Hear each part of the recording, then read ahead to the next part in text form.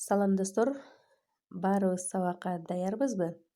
Келгиле анда даяр болсок, кыргыз тил сабагын баштайбыз. Бүгүнкү темабыз көнүгүү иштөө. Китебибиздин 96 бетин ачабыз баарыбыз. Сабагыбыздын максаты менен таанышып алалы. Бүгүнкү сабагыбызда биз сөздөн сөз жарата алабыз жана ал сөздөргө сүйлөмдөрдү түзөбүз. Ошондой эле таза, сулуу жазууга көнүгөбүз. Анда баарыбыз дептерибизди ачып, бүгүнкү числону жазабыз дагы.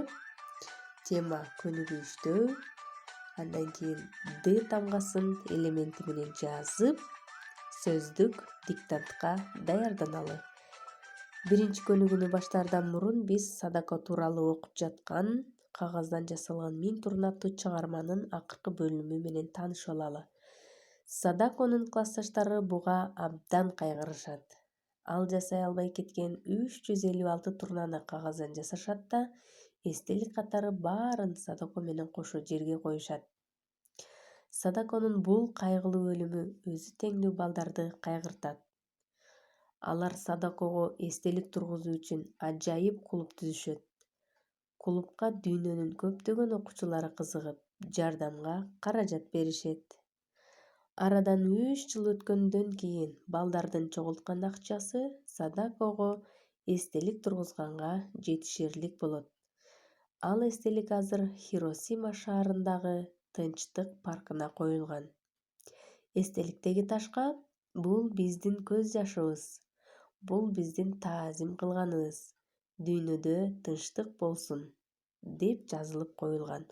Мына балдар көрдүңөрбү? Садако көз жумса дагы аны достору унутушкан эмес. Жана достору дагы дүйнөдө тынчтык болушун каалашкан. Анда биринчи көнүгүүдө бизге тынчтык деген сөз берилген.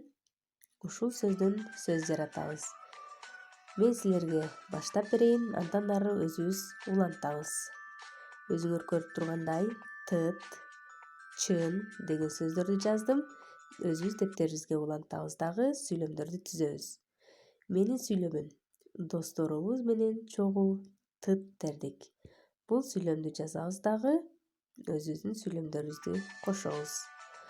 Анда эмесе силерге үй тапшырма. Экинчи көнүгүү: макал лакаптарды жазабыз. Достук жана тынчтык жөнүндө кандай макалдарды билесиңер? Сулуу кылып жазганды унутпайлы. Дагы бир силерге кошумча тапшырмам. Өзүңөр сүрөттө көрүп тургандай, акыралардын сүрөттөрүн көрүп турасыңар.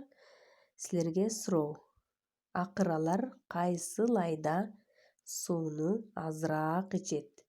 Февраль айындабы же март айындабы? Эмне үчүн? Ушул суроого жооп беребиз. Анда кийинки сабакка чейин кош кыла.